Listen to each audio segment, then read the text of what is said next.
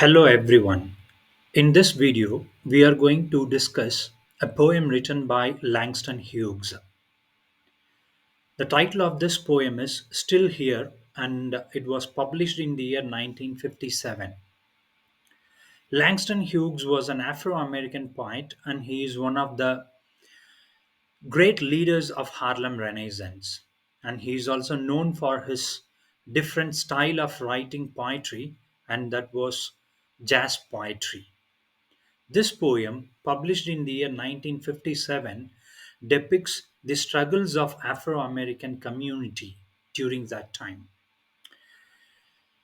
The themes of this poems are very much overwhelming, and a few notable themes are racism, resilience, and unyielding spirit. Before getting into this poem, I would like to give a note on the grammatical structure of this poem. And if we read the reviews and criticisms on this poem, we could find the structure and also the language, grammar, which is used in this poem has been a point of contention. Hughes, through the grammatical structure, through the language, has thrown a challenge to the white supremacy. He has used language as a medium against the white people. And to read the poem, still here, I've been scarred and battered, my hopes the wind and scattered. Snow has frizzed me, sun has baked me, looks like between them they done try to make me. Stop laughing, stop loving, stop living, but I don't care, I'm still here. Fine, let's get into the poem. The first stanza. I've been scarred and battered. And as I have told you, this poem depicts the struggles of Afro American community. And Langston Hughes, being a Negro poet, he presents how Negro people have been struggling throughout the Harlem period. And as I told you, this poem has omitted few grammatical structures, and it was done intentionally, purposefully. Take the first line. I've been scarred and battered. Grammatically speaking, the first line should have been written as I have been scarred and battered. And of course, the first word I indicates the poet himself, or we can take it as a young man who is narrating his struggles. I've been scarred. The word scarred means deeply affected by mental or physical pain, causing him a greatest amount of injury. And the word battered means a kind of repeated subjugation to physical violence. So the poet narrates right in the first line itself that he has been scarred, he has been deeply affected both physically and mentally, and he has been battered, repeatedly subjected to physical violence. So this is not only about the poet himself, whereas the poet represents whole of the Afro-American community. He stands as a symbol of the Negro community. So in the first line, the poet expresses his anguish. He narrates how he has been subjected to physical violence and how he has been mentally tortured because of his different skin color. And this violence, both physical and mental, has been repeatedly imposed on the poet.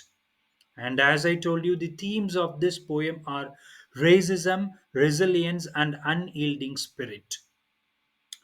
So the first line brings or strikes the right chord about the racist elements. Now, taking the second line, my hopes the wind and scattered. So, even though the poet has been subjugated to physical violence and mental violence, he has some sort of hopes. My hopes the wind and scattered. Scattered here means dispersed or disorganized. So now he brings some of the natural elements. The poet brings some of the natural elements in the upcoming lines. In the second line, he talks about the wind and he says that his hopes, his beliefs, and his trust are being scattered. And throughout the poem, we can find that there is a kind of juxtaposed scenario. The reader might be confused whether the poet presents this side or the other side. Now, the poet says that his hopes been scattered, they have been dispersed, and they have been disorganized by the wind. Now, the next line, snow has frizzed me. Again, in the third line, the poet takes another natural element which is snow. And in the fourth line, sun has baked me. Again, he is also bringing another natural element which is the sun. And we could find in the fourth line that the omission of the article in front of the word sun. It should have been written as the sun, but the poet omits the article the. Now, considering the lines 3 and 4, we could find there is a kind of extremity. There's a kind of extremity, we could say. So, these Negro people have been subjected to physical and mental violence during the snow time and also under the sun. So, sn- one season, the season may be changing, but the struggles, the hardships of the Negro people have not been changed. That is what the poet wants to convey. Now he says, snow has frizz me. Frizz means frozen. So the snow represents the winter season. And in the next line, he says, sun has baked me. Baked here means hardened by heat. So the sun has baked him, it has taken him to the extremities. So the poet juxtaposes two kinds of extremities, one being the winter season, other being the summer season. So, what he wanted to convey through these natural elements are though the seasons may be changing, but the struggles remain. The Negro people have been struggling either during the winter season and also during the summer season. So, that is what the poet wants to convey, that snow has frozen him, the winter season has frozen him, his struggle have been throughout the winter season. When the summer came, again the struggles remained the same. So, both during the summer season and also during the winter season, the struggles of the Negro people have remained same. Now, take the next line. Looks like between them. Now, between what? Between the summer and between the winter. Now, looks like between these two extremities, they done tried to make me. Now, what the poet says is this is a kind of hope, this is the kind of resilience which is depicted, and this resilience is shown as a kind of courage, we can take it. See, the poet says that though he has been frozen, though he has been baked, he looks for the optimistic side. And in the next line, we could find that stop laughing, stop loving, stop living. So, other people, we can take it. either it may be the white or people who do not see the optimistic side. They say that stop laughing. It's a kind of imposition on the point. They say that stop laughing, stop loving, and stop living. But here comes the resilience of the poet, and here comes the unyielding spirit of the poet, and here comes the optimistic view which the poet represents in this poem. And he says that, but I don't care. So the poet says that even though people say to me that to stop laughing, to stop loving, and to stop living, I have not cared for those negativities. That is what the poet wants to convey through this line. But I don't care. So the poet says that even though people have been emphasizing him about not to laugh, not to love, and not to live, he never bothered about that. He never cared about that. Even though receiving so much of physical and mental agony, he does not care.